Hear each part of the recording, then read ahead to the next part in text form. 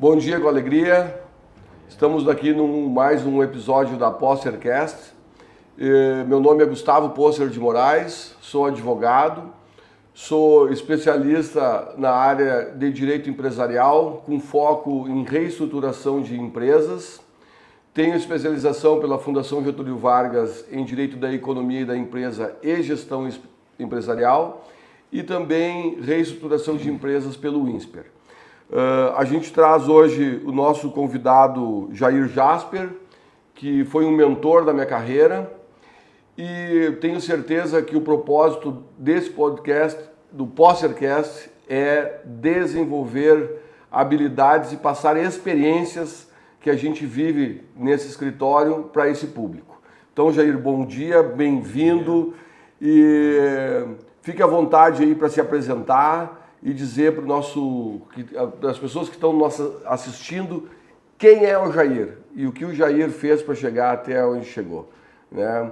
É muito importante, né, que tu reparta toda a tua experiência para essas pessoas, principalmente para os jovens que estão entrando no mercado de trabalho, né, porque eu sei de tuas habilidades, a gente trabalhou e trabalha há muito tempo junto, e eu gostaria que tu compartilhasse essa experiência com esse público que está nos assistindo. Então tá, bom dia, Gustavo, bom dia a todos que nos assistem.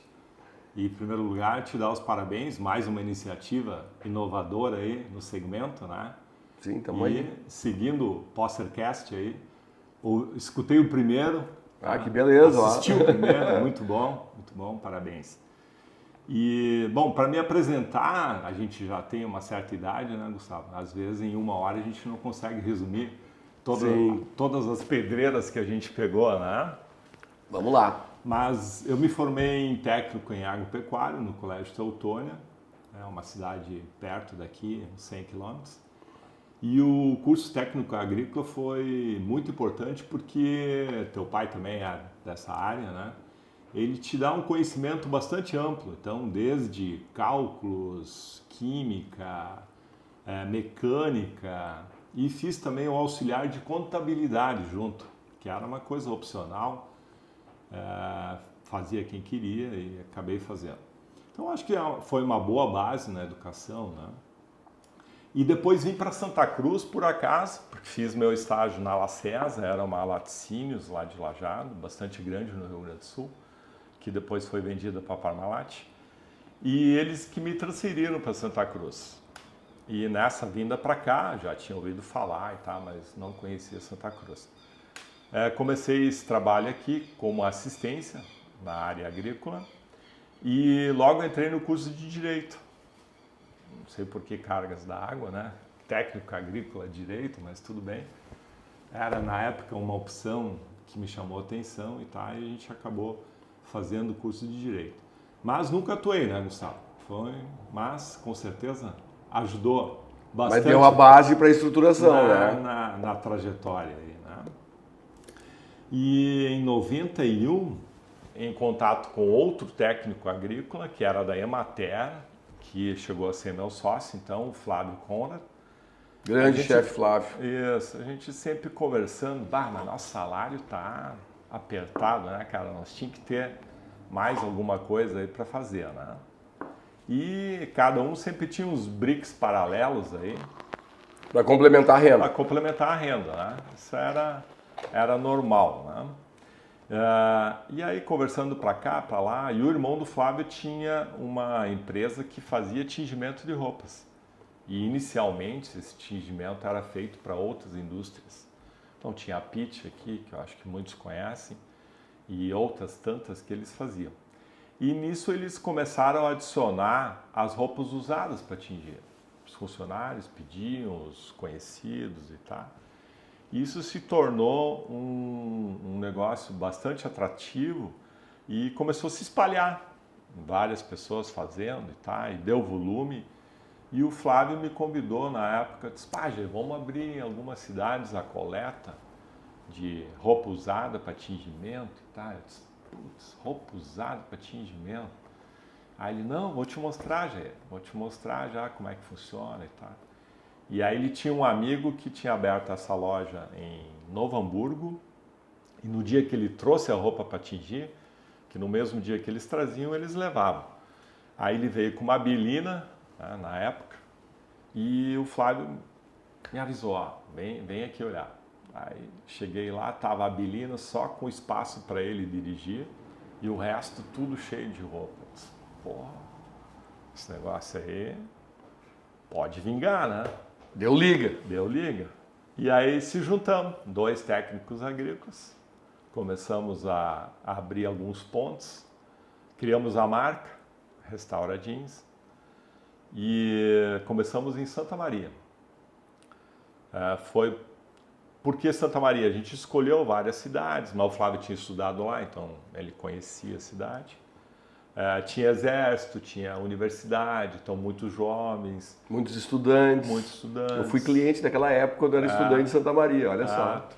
Nem se conheciam. Nem se conhecia, mas a empresa já conhecia. Que legal. Lá na rua Acampamento. Lembro do corredor que passava do lado. Conseguimos um espaço lá dentro de uma imobiliária lá que o cara nos cedeu. E a primeira funcionária foi a esposa dele, foi uma troca que a gente fez. Ele disse, ó, eu alugo para vocês, não, vocês têm que contratar a minha esposa.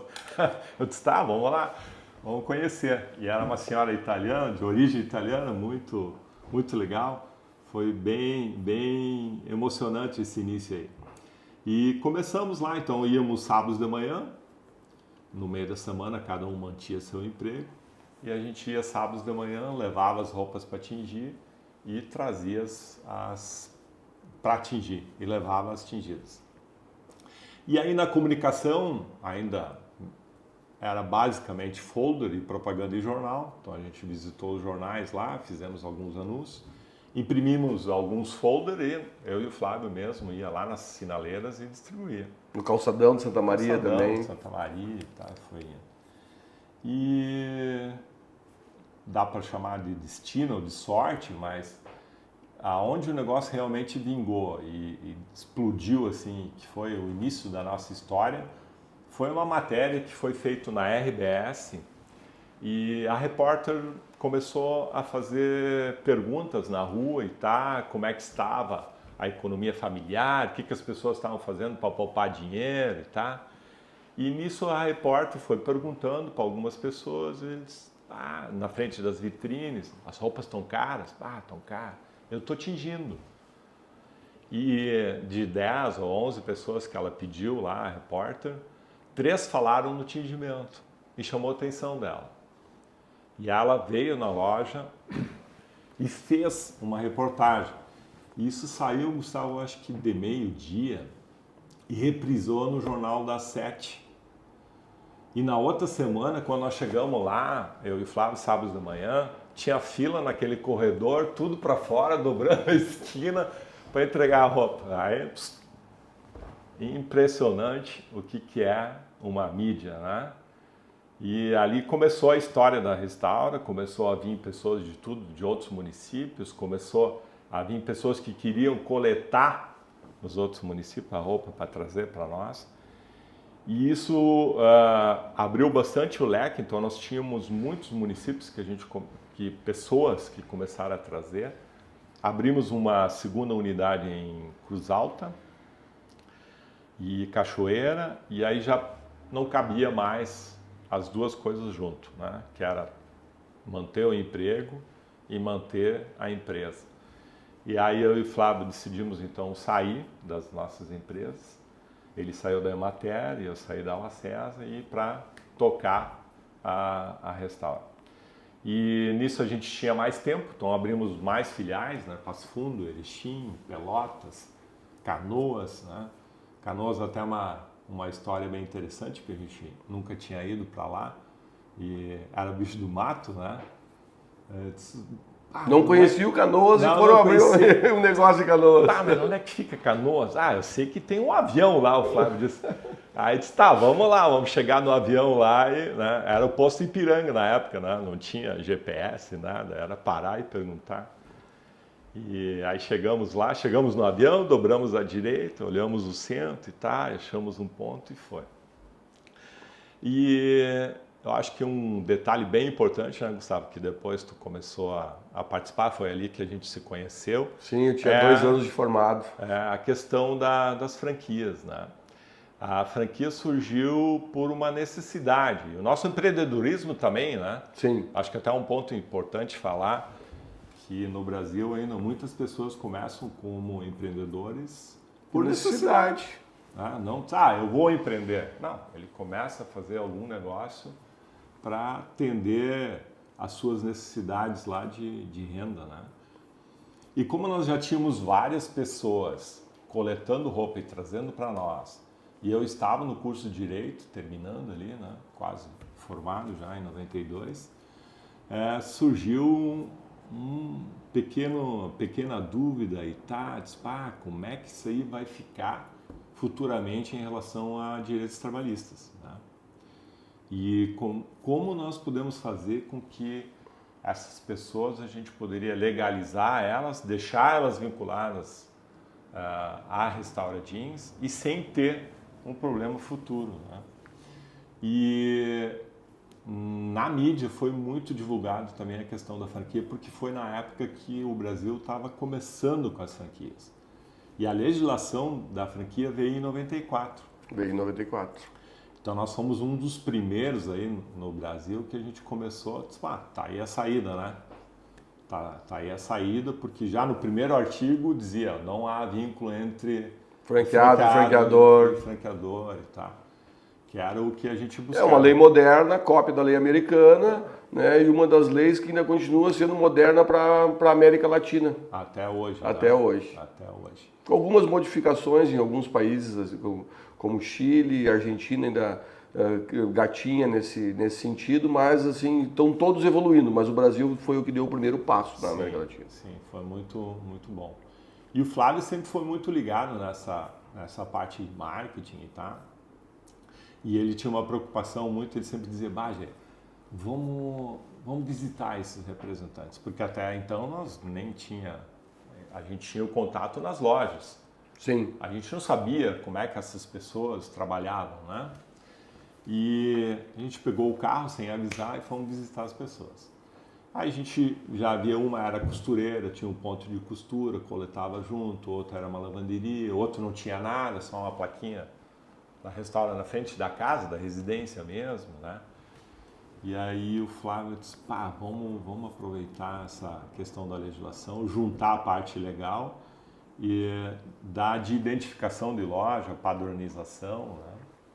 E deixar os layouts mais próximos possíveis. E aí começou a surgir mais detalhes em marcas, logotipo, padronização, então nós começamos a exigir um mínimo de um luminosozinho básico que a gente fez, né? Eu lembro desse logotipo, era azul. Isso. E tinha uma calça jeans. Era uma roupa. Era uma roupa na calça jeans. E a tinta escorrendo, né? Não é bem o que deveria se mostrar na imagem, né? Mas tudo bem. Mas foi muito importante na época, chamava a atenção. E então começamos aí a questão das franquias pelo Brasil.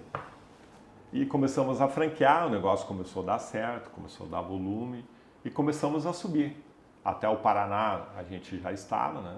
A gente se locomovia de carro daqui. Um amigo nosso abriu Cascavel primeiro, porque a nossa ideia sempre era crescer no interior primeiro. Por quê? A gente teve algumas experiências e foi fácil, então entre aspas, né? Foi mais fácil do que abrir na capital. Capital sempre é muito grande. Os custos de aluguéis muito altos, tá? E a gente achava mais fácil abrir no interior. Então a gente sempre começava em algum estado, Santa Catarina, depois Paraná, pelo interior. E depois íamos para a capital. Então abrimos primeiro Cascavel, depois a gente foi para Curitiba. E aí fomos na primeira feira de franchise em 96, eu acho que fosse junto, né? Na verdade, eu entrei na segunda geração, quando a gente fez a modernização da troca dos contratos de franquia para o novo Código Civil. Isso. Foi nesse momento, que foi em 2002, que daí vocês me chamaram. Eu tinha 2 anos de formado, 1 ano e pouco de formado. Sim, a gente se conheceu num curso, né? Num curso da Dale Carne, em 2002. E o nosso pessoal da parte jurídica era de Porto Alegre, então sempre era era ruim, né? Trânsito, deslocamento e tal. E aí a gente conversou, disse, ó, Gustavo, vamos lá, encarra isso? Vamos. Eu perguntei, né? Tem certeza que vocês querem isso? Não, vamos lá. Né? Eu sou muito grato por essa oportunidade que vocês me deram. Foi apenas uma troca, né? Uma soma, né? Mas essa experiência de São Paulo também foi importante, porque a gente foi buscar numa feira de franchising lá, que era feita e organizada, até hoje, pela ABF, Associação Brasileira de Franchising. E também nunca tinha ido para São Paulo. E nunca tinha andado de avião, né? Olha aí. E aí o meu sócio Flávio, ele já tinha, ele sempre pegava no meu pé, não, senta no meio, nós vamos te dar a mãozinha e tá. Típico dele, né? Pra tu não ter Típico medo, dele. tu não ter medo e tá bom. E chegamos em São Paulo, olhamos toda a feira lá e chegamos e enxergamos nosso primeiro concorrente, que até então não tinha, né? Que se chamava Washtec. Nem sei se existe hoje, nunca mais ouvi. E os caras tinham um stand lindo, grande, 3, 4 garçons servindo bebida, aquelas roupas penduradas lá. Pá, eu e o Flávio se olhamos e disse, meu Deus do céu, né? Nós pequenininhos lá do sul, olhamos para os caras ali. Mas aí começamos a olhar, nós não tinha nenhuma identificação, fomos olhar as roupas, disse, opa, mas a qualidade desses caras aí não é que nem a nossa é muito melhor. E isso começou a nos dar confiança, tá? E fomos para a feira também, né? 2 anos depois, a gente estava na feira, começamos com um stand bem pequenininho, e aí crescer São Paulo para cima, foi uma coisa bem importante. E aí começamos a se cruzar, a Washtec estava descendo e nós subindo, se cruzando ali. E nas últimas feiras que eu acabei participando ali, a Washtec já estava bem menor e o nosso já estava bem maior, né? Então são percalços da vida aí, né? E em 2008, 2006 ali, a gente já começou a notar o mercado, a gente estava crescendo muito, mas a nossa margem estava diminuindo. E em 2004 nós ganhamos o prêmio Pequenas Empresas Grandes Negócios. Bem lembrado. Que foi Bem algo lembrado. marcante da minha carreira. Tu sempre né? fala nisso, né? Sempre falo, porque realmente foi emocionante aquela noite. É. Reza a lenda que no final da noite eu operei por instrumentos. Sim, foi. Porque foi muito emocionante. Foi bem emocionante. É. E também isso é um prêmio que devemos à empresa, mas muito também ao meu sócio. Sim. Porque ele insistiu. Ele insistiu, disse, não, gente, isso vai ser importante, vamos se inscrever, vamos fazer. E ele que coordenou toda a inscrição e todo o preenchimento Tudo. dos dados da ABF, junto com os franqueados, porque a ABF fazia essa avaliação junto com os franqueados. Sim, era auditado, né? Auditado pela Fundação Getúlio Vargas. Então foi bem importante. E também foi ele primeiro a receber a comunicação, né? Daí ele nos chamou na salinha lá, já estava com a espumante preparada lá para comemorar. E é uma coisa que a gente deve muito a ele. E nisso, depois foram mais prêmios, né? Mas esse foi o primeiro. Foi o primeiro que simbolizou aquela grande, né? A grande sequência de vitórias, né? Que depois né, a empresa... Vários depois da ABF também, né? Sim, aí entrou já o prêmio da ABF, né? Isso, Acho que foi o último, aquele do Pequenas Empresas Grandes Negócios. E daí foi uma continuação, assim, crescendo muito, mas o crescimento gera também alguns problemas, né? Quanto mais tu cresce, teu faturamento cresce, mas tu tem que estar de olho também na parte que te sobra, né? Sim. Não adianta tu ter um grande tamanho e lá no fim não sobrar. Na última linha não sobra nada, né? Então essa começou a nos preocupar, né? Isso era uma parte que me cabia. A gente fazia uma análise ali financeira e eu disse para o Flávio, se continuar assim, daqui a 5 anos nós podemos chegar num ponto de estaca zero, né? E aí disse, o que nós vamos fazer? E aí a gente tinha bastante contato com o pessoal da Pitch e a Pitch já estava se preparando para a terceirização e começando a terceirizar alguns tipos de produto. não sei se eu vou estar dando o exemplo correto, mas, por exemplo, camisas, né? Sim. Eles ficaram inicialmente com o jeans e camisas já mandavam terceirizar, as outras roupas tudo terceirizado. E eles nos passaram, a gente tinha bastante contato com eles, vários contatos de Santa Catarina. E eu e o Flávio disse, vamos visitar esses caras. Visitamos 11 lavanderias. Primeiro fizemos levantamento. De Criciúma a Joinville tinha 40 lavanderias. 11 eram maiores que nós, em tamanho. Mas ninguém fazia roupa usada. O pessoal fazia roupa nova. Então roupa usada não. Então começamos a visitar esses caras, tá? E a gente ficou mais no foco ali de Criciúma, Laguna, até Tubarão ali. Tinha uns 3, 4 muito bons lá, que a Pitty também, alguns deles a Pitty usava. E a gente começou a visitar esse pessoal e fechamos alguma parceria inicial para trazer alguma roupa para terceirizar. Porque a roupa também, Gustavo, ela vinha de vários pontos do Brasil, a maioria via ônibus. E por que ônibus? Porque o ônibus sempre saía, né? Então a transportadora...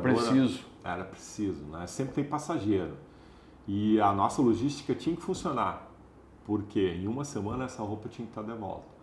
Então de Santa Rosa, de Xanxerê, de Florianópolis, de Curitiba, de Cascavel, as pessoas deixavam a sua peça na loja, essa peça era colocada em fardos, esses fardos eram enviados via ônibus para Santa Cruz do Sul, nós tingíamos e mandava de volta. Então era uma logística semanal. Em São Paulo a gente foi obrigado a abrir uma central nossa lá para centralizar, porque aí já o ônibus não descia para o sul, né? Então as pessoas lá de Campinas, Maravilha, outros municípios lá mandavam até São Paulo. E de São Paulo, na nossa central, o caminhão buscava todas as quintas e subia e descia no sábado. Então nós tínhamos apenas 3, 4 dias para fazer o tingimento e devolver, né? E aí, nessa experiência de Santa Catarina, a gente viu que o custo de terceirização era 20% mais baixo do que manter a indústria. E a Pitty já tinha nos alertado que era mais ou menos isso, mas a gente confirmou e ficamos impressionados. Mas como esse pessoal consegue, né? Mas é volume, né, Gustavo? Volume, tá? Eles já tinham... Questão logística também, porque já estava mais perto de São Paulo. Mais perto de São Paulo, né? Mais precisamente, quase 700 quilômetros daqui, 600 quilômetros. E aí chegando ao fim da história do Jair com a Restaura Jeans, nessa época, 2007, então começamos no final de 2007, 2008, migrar esse tingimento todo para Santa Catarina. E o Flávio logo disse, vou me mudar e vou para lá. E eu fiquei aqui, então, para encerrar as atividades, né? Não foi uma coisa prazerosa, né? É triste Foi doído. Uma unidade com 40 e poucos funcionários e tu ter que demitir esses funcionários todos, né? Mas foi feita por mim, um a um, né? Foi uma história, uma experiência também, né? E uma história bacana porque vocês realocaram todos eles, né? Foi feito, né? Sim, todos conseguiram se recolocar. Isso foi muito bonito, né? Alguns abriram lavanderia até... Foram empreender. Olha aí. Vários empreenderam, né? O que ficou comigo por último lá, para cuidar o pátio, etc., fazer a manutenção das máquinas, hoje tem uma empreiteira. Olha aí. Então, muitos foram para o lado do empreendedorismo. Um encontrei esses dias na Philip Morris, trabalhando lá, então foi legal. Mas é uma parte que faz parte do empresário, eu acho que não é um mar maravilhoso, né, de ondas calmas, né? Ser empresário às vezes tem que tomar decisões que são muito difíceis. E uma delas é demitir alguém, né? E depois da demissão é a venda da participação societária, né, para o sócio fundador remanescente. É isso aí. Que são etapas, né, que a gente vai, né, enfim, evoluindo, né, como empresário, né, Jair? Mas eu tenho uma pergunta para te fazer agora, né, passando para o segundo estágio, assim, né? Como foi as empresas que você estruturou, né? Você falou da Restaura, hoje você está num novo desafio, né? Compartilha com o nosso público aí e qual a importância que o Jair vê na figura do sócio, né? Dentro das estruturações e das empresas que você faz parte, que você estruturou, né? E a forma que tu vê isso. Isso é uma coisa, é uma percepção minha, né, Gustavo? Não sei se isso é uma regra. Mas compartilha com as pessoas. Com certeza, para mim, foi uma coisa que várias experiências foi igual, né? E antes, eu acho que ainda dá para falar uma coisa que eu acho importante para mim, a questão de ter ou não ter sócio no negócio, né? Eu sempre fui uma pessoa que disse, jamais faria um negócio sem um sócio. Tem perfis que não gostam de sócio.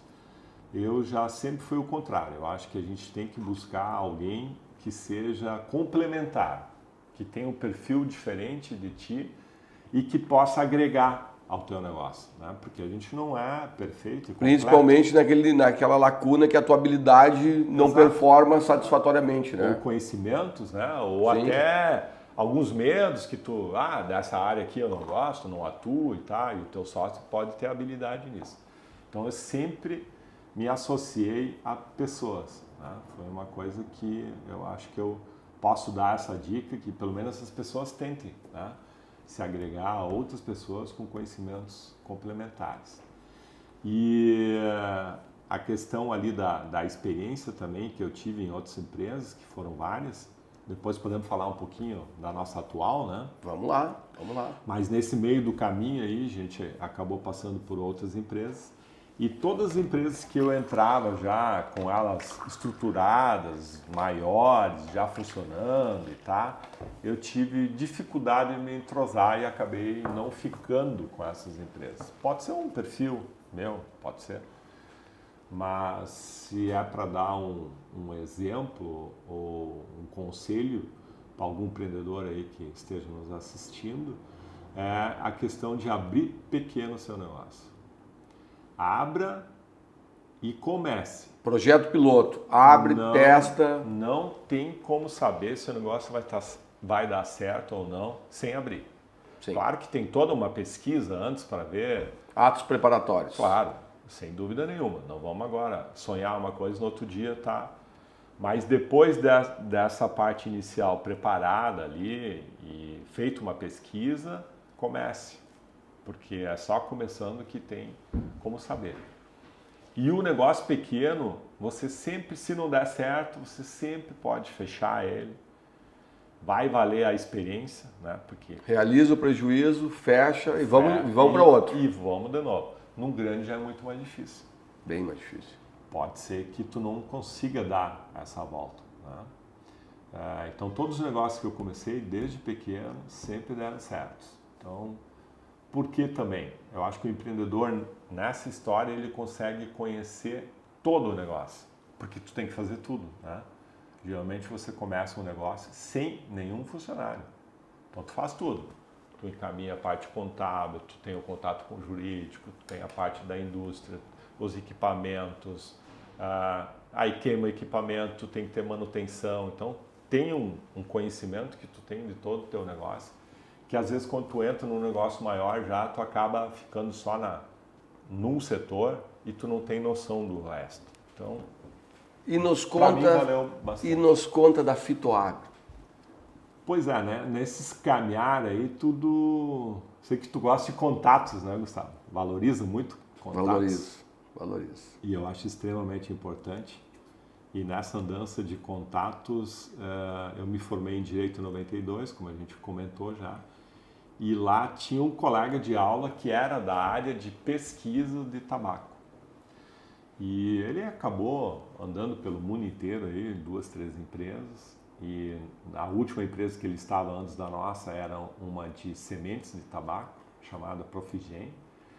Então nessa empresa, ele e mais um sócio lá conseguiram ele ficava na parte de pesquisa e o outro sócio dele na parte administrativa. Que era o Sérgio Bren, né? Era o Sérgio. Colega de agronomia do meu pai. Exatamente. Exatamente. Nosso colega aí de várias andanças pela cidade. Um grande abraço ao amigo Sérgio Bren aí. Vamos mandar o link para ele. Vamos mandar.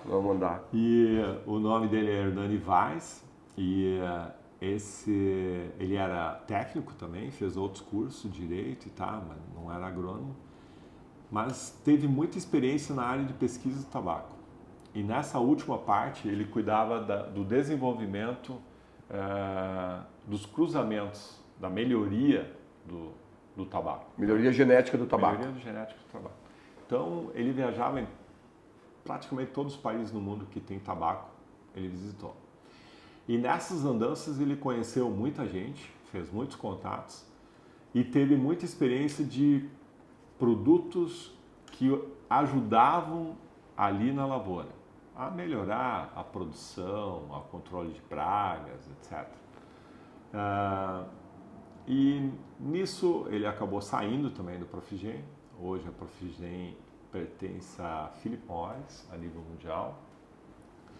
E ele estava no mercado dando assessorias e consultorias e se encontramos no super. E ele, Jair, eu tenho um projeto que eu queria fazer ainda antes de eu parar por completo. E sempre pensei em lançar alguns produtos para a área de tabaco. E tenho várias receitas aqui, contatos e tal, e eu acho que tu é o cara para me ajudar a montar esse negócio aí. E aí comecei a escutar ele, tá, né? Aí apareceu mais um contador que fazia parte da contabilidade do Hernani já em outras empresas. Associamos ele também, né? Conhecimentos multidisciplinares. Né? Que ano foi isso, Jair? Isso foi em 96. 96 não foi a Restaura? Ah, desculpe. 2016. 2016. Olha os 6 aí, né? O tempo passa muito rápido. Né? Passa rápido. 2016. 2016. Aí se encontramos e tal, fizemos algumas reuniões. Eu fui conhecer esse pessoal que ele me indicou junto com ele, que eram pesquisadores, né? Uhum. Principalmente na área química e tal, e que tinham muito conhecimento na parte de fertilizantes. Que a ideia inicial era lançar um produto, não deu certo e tal, e a gente não vamos para essa área de fertilização, né? E conseguimos fazer uma fórmula e juntar produtos o máximo possível para poder agregar bastante coisa na cultura do tabaco, aumentar a sua produção, ajudar no controle de patógenos e melhorar a resistência da planta, né? Porque uma planta bem alimentada é que nem nós, né, Gustavo? Sim. Um ser humano bem alimentado não fica doente, ou fica bem menos doente, né? E nisso, em questão de meio ano, a gente conseguiu fazer o produto sediado para poder embalar ele, é um fertilizante líquido, organo-mineral. Orgânico-mineral. Organo-mineral. E começamos a testar ele em lavouras. Aí foi área de campo, embalamos, área de campo, mais uns 7, 8 meses, porque é o tempo de você tem desde o início do plantio do tabaco até a colheita, para poder passar toda a cultura, ver as evoluções em todas as etapas e principalmente depois no final, que é a colheita, o peso da folha e a qualidade da folha, né? E nisso a gente viu que teve melhoras muito significativas, principalmente em lavouras que estavam bastante com danos, né, com doenças. Mas na média aí, tranquilamente, o produtor conseguia aumentar a sua produção em 10%, que é bem significativo. Bem significativo. Nossa. E isso a gente conseguiu em 1 ano e meio tornar o produto viável já, registrado e tal. E a importância dos perfis multidisciplinares, né? Novamente. Né? De novo, fazendo esse link, né? Multidisciplinar na soma de um projeto, né? Como isso é forte, né? Em qualquer empreendedor que tem uma visão estratégica, né? Eu sempre digo, né, Jair, tu tem essa visão de estruturação, né? De estruturar o negócio, um sócio complementar, né? Busca né, no mercado aquele perfil, né, e hoje é um sucesso, né? Hoje é um sucesso porque eu uso o produto de vocês nas árvores que eu tenho em casa, é um sucesso total. Foi muito bom, acho que tem para os nossos que nos assistem, eu acho que é uma coisa bem importante. A questão que nos chamou muita atenção nessa andança é a terceirização, Gustavo. Porque muitas vezes tu pensa, a nossa ideia inicial, principalmente do Hernani, era ter uma indústria própria, né? Então ele já tinha um projeto de indústria, já tinha mais ou menos um orçamento de que isso poderia custar, mas é um valor bem significativo. Bem significativo. E como eu tinha passado nessa parte, né? Já tinha fechado uma indústria, não vamos abrir outra indústria, né? Dani, tu sabe que eu já tive uma empresa, a gente teve que vender todos os equipamentos por um valor muito menor que a gente pagou e tá. Vamos tentar terceirizar. E aí conseguimos achar 2 parceiros aí, pertinho daqui, em Caxias do Sul. E o que finaliza ali o produto, embala para nós, está muito bem estruturado, Gustavo. E não valeria a pena a gente montar uma indústria que nem ele tem. E hoje ele atende mais empresas, né? E trabalhando aí alguns dias por ano ele nos atende. Então não tem lógica nenhuma nós montar uma empresa.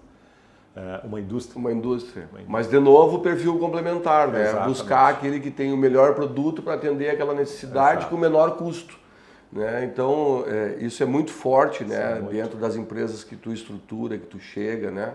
Acho que é uma coisa muito bem, importante. Bem bacana isso. Muito importante. Antes de tu montar a tua indústria, não significa que tu não vai montar. Não, mas de saída, buscando sempre a última linha e a performance financeira, né? Conseguir terceirizar é uma coisa extremamente barata, né? Porque você não precisa estar gastando. Foi mais ou menos o que a gente pensava na franquia, né? Sim. Que o crescimento em cima da franquia também, você se alavanca com o dinheiro de terceiros, né? Porque a franquia, quem monta é o franqueado. E essa terceirização, acho que foi muito importante. Nós estamos agora entrando para a 8ª safra já, crescendo aí, último ano 50%, anterior 90%. Foi um crescimento bem significativo. E abraçando boa parte aí dos 3 estados do sul na área de tabaco. E aos poucos já entrando em outras culturas, né? Como hortifruti. Em São Paulo já estamos com um bom campo e tentando no arroz também, que é aqui no nosso território, né? 70% do arroz. Haja produto. Produzido no Brasil vem do Rio Grande do Sul. Né? Então, estamos tentando aí ver se viabilizamos esse projeto. E Jair, para nós encerrar, assim, qual é a mensagem que tu deixaria, assim, de incentivo aos jovens empreendedores, a pessoa que quer empreender, né? Enfim, assim, uma mensagem para... Ô galera, vamos lá, vamos encorajar esse povo aí. Olha, Gustavo, acho que dentro disso tudo que a gente conversou aqui, a gente deu uma pincelada, é começar. Faça um projeto, analisa ele, pesquise. Hoje a internet... Na época que a gente começou lá os primeiros negócios, a gente tinha que pegar o carro e visitar os municípios e fazer perguntas, ver como é que tá. Hoje tu consegue, pela pesquisa nos meios de comunicação aí, internet, redes sociais, tu consegue otimizar isso. Não significa que tu não precise viajar. Claro que sempre em loco te ajuda, né? Mas eu acho que o exemplo que eu poderia... que eu tive e a sugestão que eu dou para os empreendedores é tente. Vamos arriscar. Vamos arriscar. Se tu não arriscar, tu não vai saber o que vai acontecer, né? Um risco calculado. Eu acho que isso é importante dizer. Não vamos também fazer o que a gente não tem competência, a gente não pesquisou, ou às vezes sozinho, pega alguma pessoa que tem alguma coisa complementar a ti e comece. Eu acho que é a mensagem que a gente pode deixar aí, Gustavo. Então tá, eu quero te agradecer, quero agradecer as pessoas que estão nos assistindo, lembrar das pessoas para fazer inscrição no nosso canal lá, né?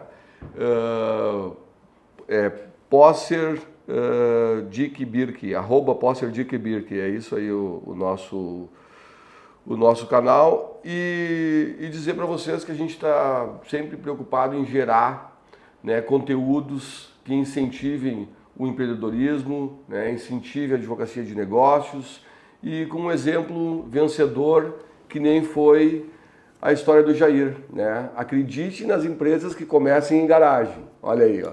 São 2 empresas que têm um sucesso extraordinário e eu faço, né, assim, Jair, aqui um agradecimento muito especial, assim, principalmente a você e o Flávio, que foram meus mentores da carreira, né? Porque eu tinha 1 ano e meio de formado, né? E já com o desafio que vocês me colocaram. Então, obrigado por topar esse desafio, por compartilhar essa carreira de sucesso, né? E vamos provocar o Flávio, que ele vier a Santa Cruz. Vai mandar o link para ele vai vir. Vai vir aí. Obrigado, Jair. Gustavo, só para encerrar, eu acho que é uma coisa que tu falaste ali, a questão complementar, e tu fez parte dessa história também, né, Gustavo? Muito orgulho. Porque a parte jurídica ela é extremamente importante.